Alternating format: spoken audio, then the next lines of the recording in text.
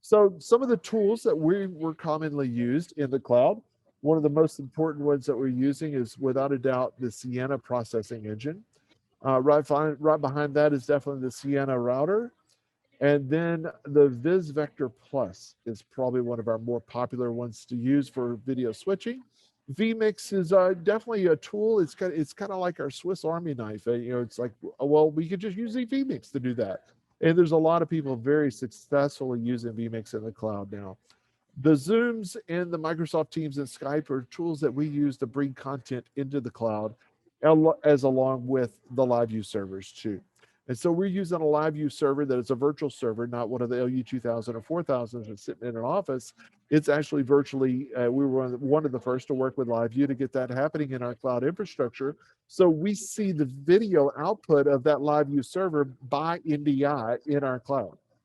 And so let's go into a little bit deeper into some of those tools. So the Ndi processing engine, as you can see here, is a multiple, it definitely has, I think it's over 120 modules in it now, but it allows us to do things like adjust the audio. If we wanted to be able to remap audio, if we needed to be able to embed, de-embed, if we need to have the ability to flip a certain format to a different format, if we came in via SRT and we need to send out by transport stream, or if we need to come in SRT and send out via RTP, we can definitely do every bit of that with the processing engine. It's quite a wide variety of capabilities. Now, it is available both in the cloud and also on premise. It runs under Ubuntu, so it's very stable. We rarely ever have any problems with the actual hardware or system itself.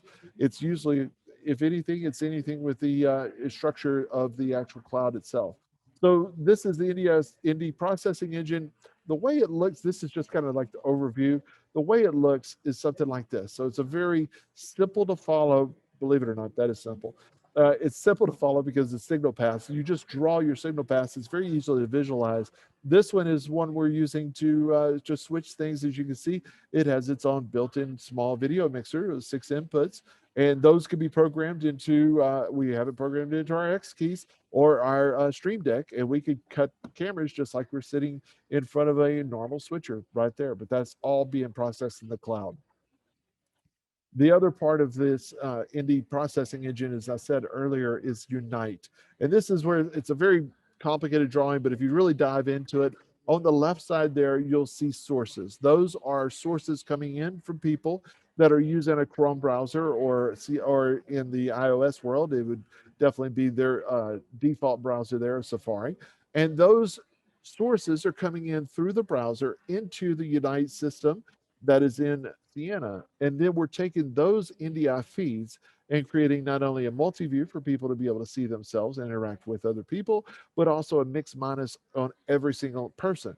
So it allows us to be able to inject audio back to them by using the embedders, as you see on the right side, that will allow us to actually have whisper in our ear. If we wanted to, we could talk back to them via our intercom system, which we use VCOM or Unity to talk back to them.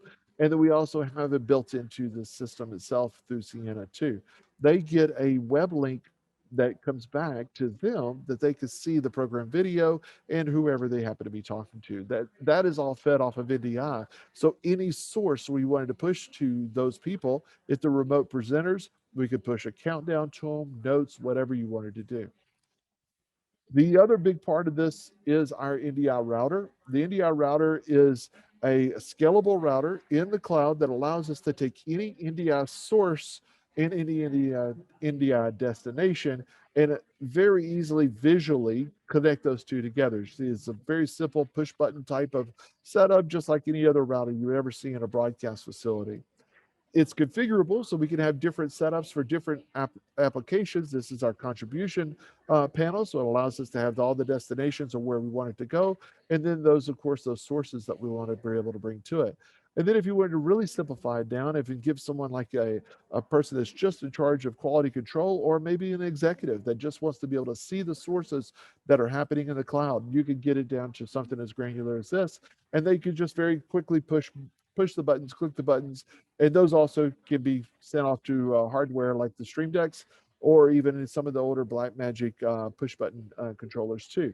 So the NDI router really helps create larger workflows, making them simpler. We end up using probably the VisVector Plus 90% of the time whenever we need to do switching. It is from the guys at New Tech who developed the TriCaster.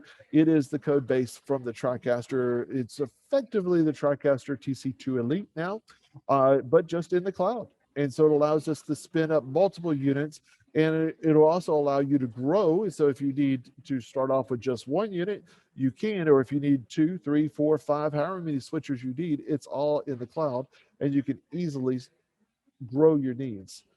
Vmix is the same kind of thing too. That allows you to get the ability to multiple inputs, and there are a ton of people out there. There's more users of Vmix probably in the last year. I can't say an exact number, but I would say it was probably 200% improvement. They had a banner year, and there are so many people out there that are fluent in the Vmix world. It is a very flexible system. It's not quite a quote what I would consider a video switcher interface, but it does allow you to do a lot of the video switching and content switching that allows you to do that all in the cloud or in that computer base. There's also another I didn't make a slide for called Livestream Studio, and it also will run in the cloud, and we've successfully done that too.